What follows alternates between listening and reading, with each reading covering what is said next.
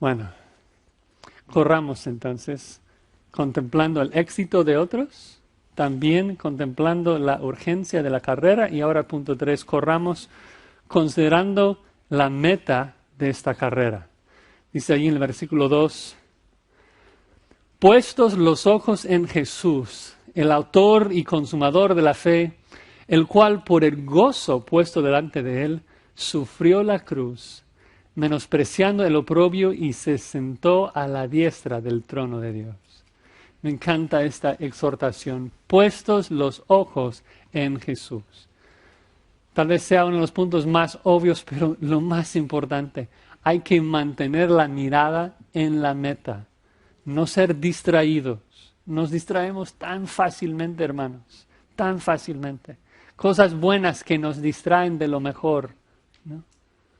Es curioso, pero pensando en el maratonista, si te fijas en los pies, si miras para abajo, fácilmente te caes. O sea, tienes que mirar hacia la meta, hacia dónde quieres correr. Y es lo mismo con nosotros. De que tantas veces en la vida cristiana nos preocupamos por las cosas de este mundo y bajamos nuestra vista de Cristo a las cosas del mundo y caemos. La vida cristiana es una lucha para mantener nuestra mirada en Cristo. En cada día, en cada hora, en cada minuto, en cada segundo. Mantener nuestro enfoque, nuestra mirada en Cristo. ¿No? Es una lucha, es un trabajo de poner los ojos en Él, de mirar hacia Él. No viene de manera natural, tenemos que esforzarnos para contemplar a Cristo. Y nos da unas razones acá, cosas que podemos contemplar de Jesús. Primero dice que Jesús es el autor y consumador de la fe, ¿no? Hubo algunas personas en Hebreos 11 que tuvieron fe, pero nadie fuera de Jesucristo es el autor y consumador de la fe. Si tú tienes fe hoy, debes darle gracias, porque Él es el autor y consumador de la fe. Ahora, la definición que el diccionario da de esta palabra griega, autor, es interesante. Dice, y cito, el que empieza algo que es el primero de una serie, haciendo ímpetu para futuras instancias. Es decir, pionero, fundador. Dices, wow, tiene muchas ideas allí. ¿Qué pasa? Bueno, parece que está haciendo referencia a algo que era muy común en los primeros siglos y no tan común hoy. Y que se usaba para describir el líder, de que guiaba un grupo para conquistar una ciudad y luego después de conquistarla, ese líder se quedaba como rey, como el capitán, como el héroe de ese grupo, ¿no? Y hay varios pasajes en la Escritura que lo usan así. Por ejemplo, en Hechos 5:31, Pedro dice que Jesucristo es el príncipe y salvador, ¿no? Dice que Dios ha exaltado a Cristo con su diestra por príncipe y salvador. Otra referencia se encuentra en Hebreos 2:10, muy similar, en un contexto similar. En Hebreos 2:10, si quieren buscarlo rápidamente, dice, porque convenía aquel por cuya causa son todas las cosas y por quien todas las cosas subsisten, que habiendo de llevar muchos hijos a la gloria, es decir, esa idea de que nosotros estamos siguiendo a nuestro capitán, siguiendo a nuestro líder, siguiendo a nuestro fundador, habiendo llevar muchos hijos a la gloria, perfeccionaste por aflicciones al autor o héroe de la salvación de ellos, ¿no? Entonces, Él, Cristo, el autor, el fundador de la carrera, corrió Él mismo hasta el final y ganó el premio, llegando a ser el héroe de todos nosotros que le seguimos, ¿no? El claro ejemplo en el contexto del pasaje está en el ejemplo de Cristo, de que Cristo tuvo fe, de que Cristo vino y Él como un pionero abrió el camino para nosotros. El contexto sigue hablando de la carrera ejemplar de Jesús. Dice que sufrió la cruz menospreciando el oprobio. ¿no? Presenta la vida de Jesús como digno de imitar. Entonces debemos de poner nuestra mirada en Jesús porque Él es el supremo ejemplo de cómo correr esta carrera. El Dios hombre que hizo el trabajo de un pionero abriendo el camino para nosotros. Y Hebreos recalca esto mucho, hace mucho hincapié en esto, de que Cristo es el autor de nuestra salvación, 2:10, ya lo vimos. Cristo ha entrado en el lugar santísimo como nuestro precursor, Hebreos 6. Y Cristo ha abierto un camino nuevo y vivo a través de su sangre, Hebreos 10. Esa idea de que Cristo vino al mundo y Él hizo el viaje celestial como un genuino humano. Algo que nosotros debemos ahora hacer, seguir su ejemplo. Pero no solamente es el pionero fundador, también es el autor y consumador. Esa palabra consumador literalmente es perfeccionador. Alguien que perfecciona algo, lo lleva a la perfección. Nadie más puede venir después y mejorarlo, está perfecto, ¿no? Entonces, el punto es de que Cristo es el alfa y la omega de la fe, el todo, ¿no? Y por eso debemos poner nuestra mirada en Él y imitarlo en todo. Es el ejemplo perfecto, hermanos. Con cualquier otro ejemplo, lo imitamos en algo, ¿no? Vemos la vida de Moisés y es digno de imitar en ciertas cosas. Vemos la vida de David y decimos, hay que imitarlo en ciertas cosas, pero no en otras.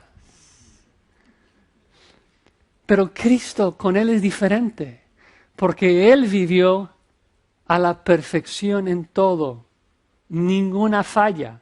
Entonces nosotros podemos imitarle en todo, ¿no? Él consumó la fe, lo llevó a la perfección. Y de hecho es la misma palabra que Él mismo usó cuando después de vivir una vida perfecta de dependencia a su Padre, Él llegó al final de su vida y antes de expirar, exclamó, consumado es, porque había vivido una vida completamente perfecta. Entonces, el hecho de que Cristo es el perfeccionador, creo que habla específicamente de la vida de perfección de Jesucristo mismo. Pero hay otra conexión interesante que encontramos en el versículo 40 de Hebreos 11. De que dice ahí, proveyendo Dios alguna cosa mejor para nosotros, para que no fuesen ellos perfeccionados aparte de nosotros. El punto es de que todos los creyentes, tanto los creyentes de Hebreos 11 como nosotros, todos seremos perfeccionados un día. Cuando terminamos la carrera seremos perfeccionados hacia la imagen de Jesucristo. Y el autor en base a esa realidad dice, por tanto, es decir, ya que serán perfeccionados hacia la imagen de Jesucristo, pon tu mirada en ese perfecto ejemplo. Pon tu mirada en la imagen hacia la cual estás siendo transformado. Su fe perfecta es lo que garantiza de que nosotros seremos perfeccionados, ¿no? Cuando leemos pasajes como en Filipenses 1, que el que comenzó la buena en nosotros la perfeccionará hasta el día de Jesucristo, debemos preguntarnos, ¿pero por qué? ¿Cómo es posible que Dios perfeccionara a nosotros ya que somos pecadores? Y la única respuesta es porque Cristo obedeció perfectamente, porque Cristo perfeccionó la fe llegando a la cruz para morir en nuestro lugar. El pasaje sigue hablando de la cruz y esa acción que muestra la exaltación de la fe de Jesucristo. Dice que Cristo, por el gozo puesto delante de Él, sufrió la cruz. Es maravilloso pensar en esto, ¿no?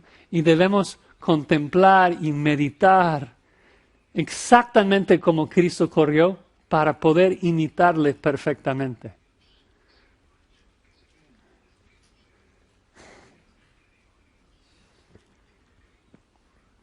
Ahora, perdón. Los teléfonos nos ayudan con la lectura de la Biblia. Por lo menos sabemos de que estaba prestando atención, porque estaba leyendo Hebreos, ¿no? Dice que Cristo fue a la cruz por el gozo puesto delante de él, ¿no? Haciendo lo mismo que vimos en Hebreos 11, que Moisés, ¿no?, pudo rehusar llamarse hijo de la hija de Faraón porque tenía su mirada en el galardón. Dice que Cristo abrazó la cruz porque supo que iba a producir gozo tremendo para él.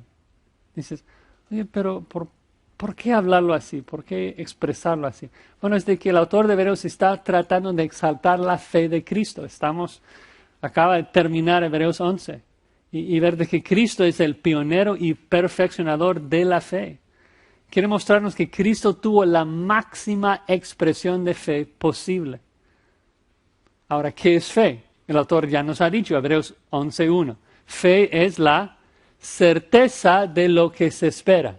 Entonces, la pregunta es, ¿qué tanta fe tenía Jesucristo? ¿Qué tanta certeza tenía Jesucristo en lo que se esperaba?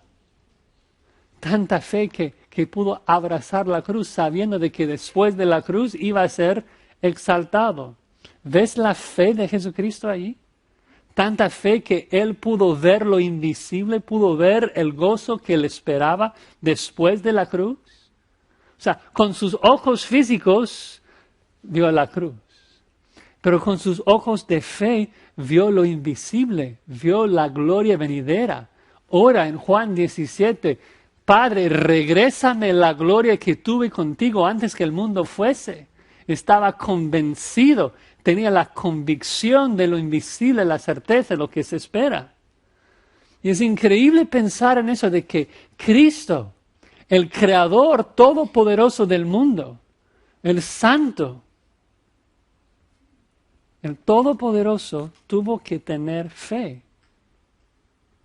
Es una verdad que nos anima mucho. El autor de Hebreos nos anima mucho con la completa, la genuina humanidad de Cristo. Sabemos de que Cristo es Dios, el creador del cielo y la tierra, eterno. Pero también Cristo vino a esta tierra, tuvo hambre, tuvo sed, enfrentó dificultades, pruebas, tentaciones. Y Él tuvo que creer en su Padre, porque no pudo ver a su Padre. O sea, imagínense. El Hijo de Dios, que comparte la misma esencia de Dios, agregó humanidad a su deidad de tal manera que en su humanidad no pudo ver a Dios. Lo que pudo ver fue una cruz. Tuvo que creer, tuvo que tener la convicción de lo que no se veía.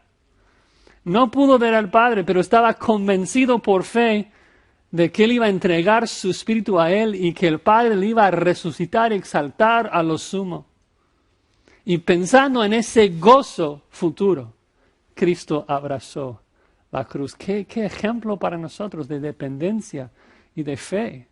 Nosotros también debemos correr así, abrazando las pruebas con la mirada en el galardón, confiando y dependiendo del Padre, aunque no podemos verlo, de lo que viene después es mejor, de que el dolor de las pruebas actuales no se compara con el gozo venidero, ¿no? Y eso debe hacernos correr hacia Cristo para llegar a la meta y recibir ese gozo. Dice que Cristo, por el gozo puesto delante de él, sufrió la cruz, menospreciando el oprobio. Es decir, que era difícil. Sufrió la cruz. Era doloroso. Al nivel humano hubiera sido fácil pensar, ay, qué injusticia. Dios no me ve. A Dios no le importa, ¿no? Es una contradicción de justicia acá. El Hijo de Dios siendo matado a manos de pecadores. El oprobio y la vergüenza de la cruz era tremenda. Estaban escupiendo, abofeteando. Pero dice que Cristo menospreció esa vergüenza, que no la consideró de valor, de importancia. no era un factor para él, porque él tenía su vista en lo que Dios iba a hacer, en que Dios iba a cumplir con sus promesas. ¿No? Y en base a la realidad de que Cristo corrió perfectamente hasta el final, en completa dependencia y fe en el Padre, dice de que el Padre le resucitó y que se sentó a la diestra del trono de Dios, el lugar de más alta exaltación. ¿No? Y Hebreos nos ha hablado varias veces de esa ilustración de que Cristo está sentado a la diestra del trono. ¿Y qué está haciendo ahí? Esperando, dice. Esperando porque su Padre está matando a todos sus enemigos y construyendo un reposapiés para Cristo, para el que puede descansar tranquilo hasta el momento que regrese a reinar. O sea, de una humillación terrible a la exaltación más alta posible, ¿no? Triunfante, glorioso. Esa es nuestra meta, hermanos, llegar ahí, llegar a Cristo, la promesa, la esperanza viva de que un día vamos a verle, de que un día vamos a ser transformados hacia su imagen. Un día seremos perfeccionados, es decir, perfectos como Él. Un día vamos a dejar de pecar. Qué increíble idea de no pecar, de agradar a Dios en todo momento, de sentir gozo sin fluctuar. Es maravilloso, maravilloso pensar en eso, lo que Cristo ganó por nosotros con su vida de dependencia a Dios. Un último punto. Pensando en, primero, el hecho de que debemos correr pensando en el éxito de otros, pensando en la urgencia de correr, pensando en la meta, pero esa meta también debe estimularnos, ¿no? Debe motivarnos a correr más rápido. Este es el último punto. Versículo 3, debemos considerar el estímulo que Jesús nos da. Dice el verso 3, considerad a aquel que sufrió tal contradicción de pecadores contra sí mismo, para que vuestro ánimo no se canse hasta desmayar. Un mandato de considerar, de contemplar, de meditar en Cristo. Como ya mencioné, es la lucha del cristianismo, de obedecer ese mandato, de contemplar a Cristo, de pensar en sus perfecciones y sus bellezas. Dice, considerar a aquel que sufrió tal contradicción. Contradicción en el contexto se refiere a la cruz, y el hecho de que es una contradicción habla de que hubo palabras, hubo acciones hechas en contra de Cristo. Es decir, aflicciones. La Biblia de las Américas lo traduce como hostilidad, ¿no? Y no solamente una hostilidad, no solamente una aflicción, pero aflicción por manos de pecadores, ¿no? El santo Hijo de Dios siendo matado por pecadores. Qué terrible injusticia. Qué prueba tan difícil, ¿no? Ser afligido por un pecador, sentir abandonado por tu propio Padre. Para nosotros hubiéramos tirado la toalla, ¿no? Si dependiera de nosotros, jamás hubiéramos perseverado.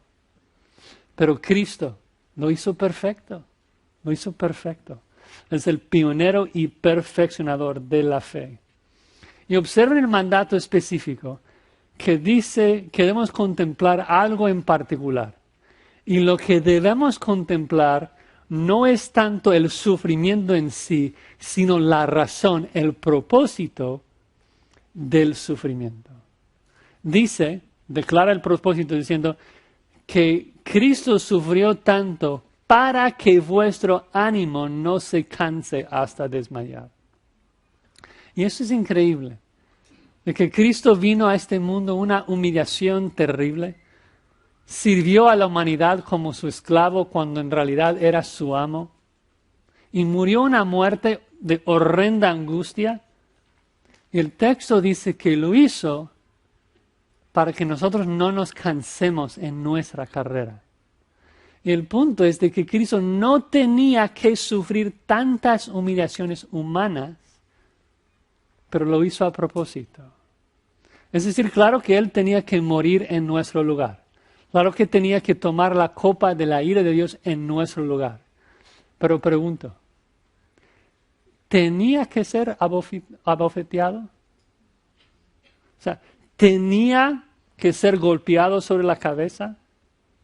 ¿Tenía que ser blasfemado? ¿Tenía que recibir toda la burla de esos hombres para poder redimirnos? Y la respuesta realmente es no. O sea, si la Biblia hubiera prometido que el Mesías tenía que morir golpeado sobre la cabeza, ese tipo de muerte nos hubiera redimido, una muerte instantánea. Entonces la pregunta es, ¿por qué es que Cristo, el soberano que diseñó toda su vida terrenal, por qué es que Dios escogió ser maltratado así? ¿Por qué es que Cristo decidió ser burlado así? Y la respuesta nos da el pasaje. Dice que lo hizo para que nosotros no nos fatiguemos a punto de desmayarnos. Quiso animarnos, quiso mostrarnos de que se puede perseverar en fe hasta el final a pesar de las circunstancias. Aún en las situaciones más feas que hay, uno nunca tiene que tirar la toalla.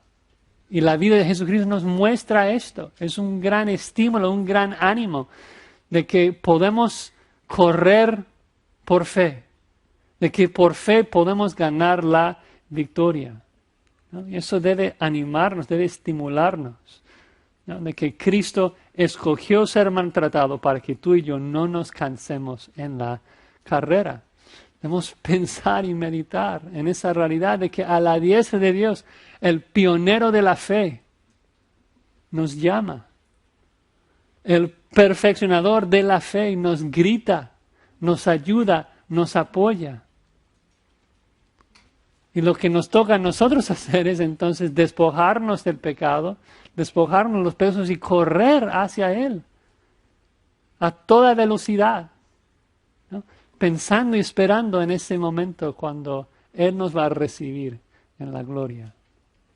Qué pasaje, qué texto tan apropiado para un día como hoy que estamos tomando la Santa Cena, de que hemos leído un mandato, el mandato de contemplar la vergüenza, de contemplar el oprobio de la cruz y recibir el estímulo que Jesús nos da para así quitarnos de cualquier estorbo y correr hacia Cristo.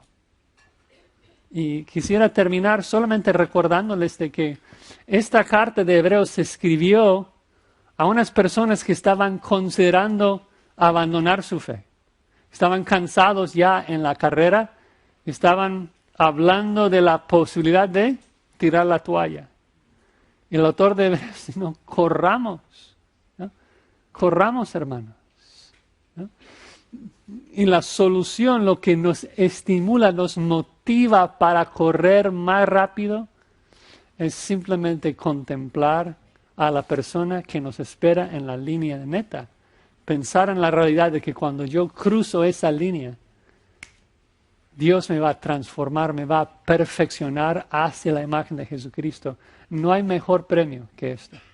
No hay mejor premio que ser transformados a la imagen del pionero y perfeccionador de la fe.